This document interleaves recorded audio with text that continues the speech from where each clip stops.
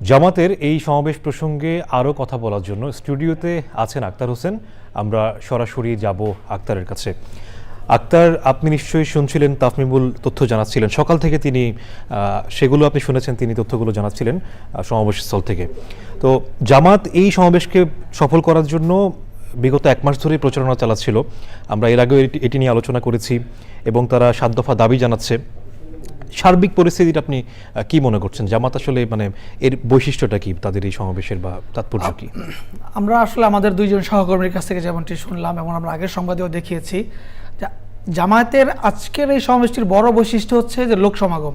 তারা আসলে দেখাতে চায় যে জামায়াত কত বড় শক্তি এই দেশে, সেই চিত্রটি তারা তুলে ধরতে চায়। আমরা দেখছি যেমন শাহবাগ থেকে কাকরাইল ছাড়িয়ে কিন্তু পল্টন পর্যন্ত জামাতের এই যে সমাবেশের যে পরিসর, সেটি কিন্তু ছাপিয়ে গিয়েছে। অর্থাৎ, এবং আপনি যেটি বললেন যে এই সমাবেশকে কেন্দ্র করে সারা দেশে তারা গণসংযোগ করেছে, পথসভা করেছে সফল করার জন্য। এবং আমরা দেখছি গত রাত থেকে লঞ্চ ভরে ভরে দক্ষিণাঞ্চল থেকে লোক এসেছে, ট্রেন ভাড়া করে রাজশাহী থেকে অন্যান্য অঞ্চল থেকে কিন্তু ট্রেন ভরে ভরে লোকজন এসেছে।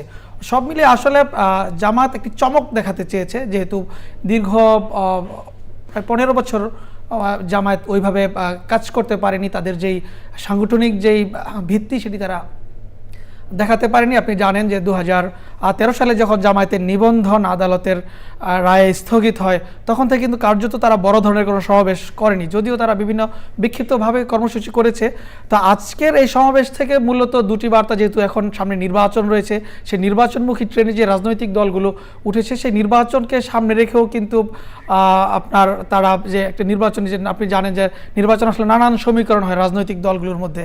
যেমন আমরা জানি যে দীর্ঘদিন কিন্তু বিএনপির সঙ্গে, বিএনপির অন্যতম মিত্র দল ছিল জামায়াত ইসলামী, কিন্তু এখন সেই জায়গা থেকে এসে আমরা লক্ষ্য করছি যে একটি দূরত্ব বাড়ছে।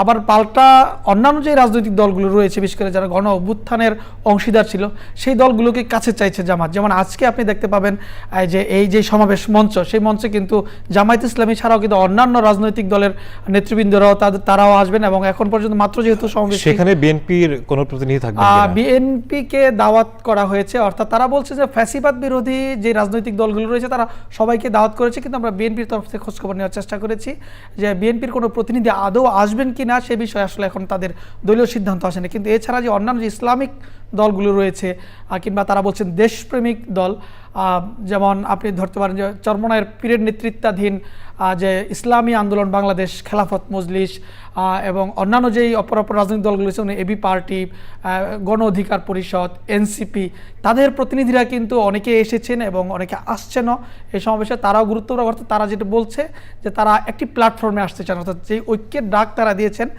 সেই ঐক্যগুলো এবং সেই ঐক্যগুলো কিসের ভিত্তিতে হবে। তো এই তারা 7 দফা দাবি জানাচ্ছে। সেই 7 দফা দাবির অন্যতম হচ্ছে যে এই 24-এর যে 5 আগস্ট যে অন্যান্য সময় যে গণহত্যা হয়েছে, সেই গণহত্যার বিচার এবং রাষ্ট্রের যে প্রয়োজনীয় সংস্কার, সেই সংস্কারের কথা তারা বলছেন। এবং জুলাই গণ অভ্যুত্থানের যে শহীদদের স্বীকৃতি এবং জুলাই সনদ বাস্তবায়ন করতে হবে। তার চেয়ে বড় যে বিষয় সিগনিফিকেন্ট, যে তারা আগামী নির্বাচনে কী ধরনের নির্বাচন পদ্ধতি হবে, সেটি নিয়ে কিন্তু রাজনৈতিক বিতর্ক এখন তুঙ্গে বলা চলে। কারণ অন্যান্য রাজনৈতিক দলগুলো এর সপক্ষে কথা বলছেন, কিন্তু বিএনপি বিরোধিতা করছে পিআর পদ্ধতি, যেটা বলছে। তো পিআর পদ্ধতি নিয়েও কিন্তু আজকের এই সমাবেশ থেকে একটি বড় বার্তা আসবে। তরুণ প্রজন্মকে আসলে জামায়াত কাছে টানতে চাইছে, যেহেতু দীর্ঘদিন জামায়াতের বিরুদ্ধে কোণঠাসা করে রাখা হয়েছে, তারা সামনে আসতে পারে না, জামায়াতের চরিত্রকে তুলে ধরতে পারেনি। কিন্তু এখন তারা চাইছে, যেমন এই 24-এর গণ অভ্যুত্থানে কিন্তু তাদের একটি বড় অংশ রয়েছে।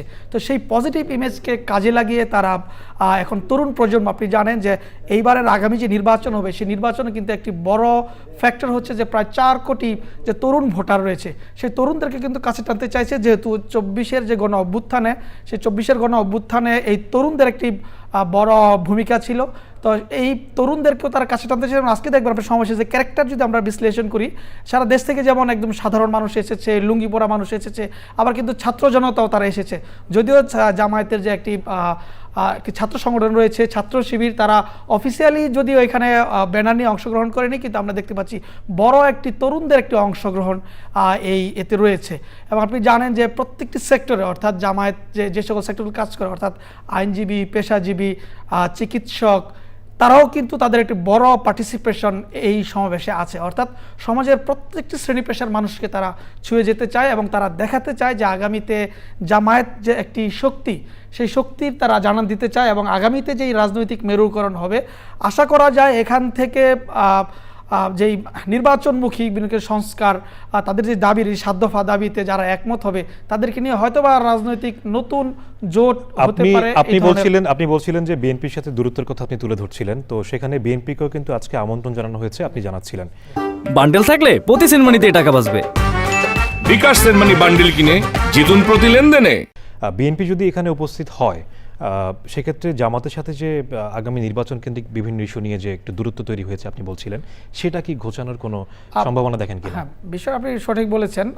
বিষয়টা হলো যে জামায়াত কিন্তু আসলে বিএনপির সাথে দূরত্ব বলতে আসলে রাজনৈতিক মাঠে আসলে রাজনীতির আসলে শত্রু মিত্র আসলে চিরস্থায়ী নয়। কিছু কিছু ইস্যুতে হয়তো বিএনপির সাথে দূরত্ব, কিন্তু আপনি জানেন যে দীর্ঘদিন প্রায় 1999 সাল থেকে কিন্তু 4 দলীয় ঐক্য জোটের ব্যানারে জামায়াত ইসলামী রাজনীতি করেছে, নির্বাচন করেছে। তো তাদের এই দীর্ঘ জোট, সেই সম্পর্ক কিন্তু একেবারে খারাপ হয়নি। কিন্তু এখন কিছু কিছু যেমন সংস্কার আগে না নির্বাচন আগে কিংবা কোন পদ্ধতিতে নির্বাচন, এই পদ্ধতিগত জায়গা থেকে এসে হয়তো তাদের দূরত্বটা বেড়েছে। তা আজকে যদি বিএনপির নেতৃবৃন্দ এখানে আসেন, আমার মনে হয় যেহেতু ফ্যাসিবাদ বিরোধী তারা কথা বলছে, ফ্যাসিবাদ বিরোধী সমস্ত শক্তি, আপনি জানেন যে দীর্ঘ 15 বছর যেমন একটি রেজিম এখানে ক্ষমতায় ছিল, সমস্ত বিরোধী দল কিন্তু এখানে নিষ্পেষিত হয়েছিল। এখন এই বিরোধী দলের যদি একটি প্ল্যাটফর্মে আসে, ঐক্য থাকে, তাহলে অবশ্যই এটা দেশের জন্য মঙ্গল হবে এবং আমি মনে করি এইটা হওয়া উচিত। আক্তার, আপনাকে ধন্যবাদ আমাদের সঙ্গে যুক্ত হওয়ার জন্য।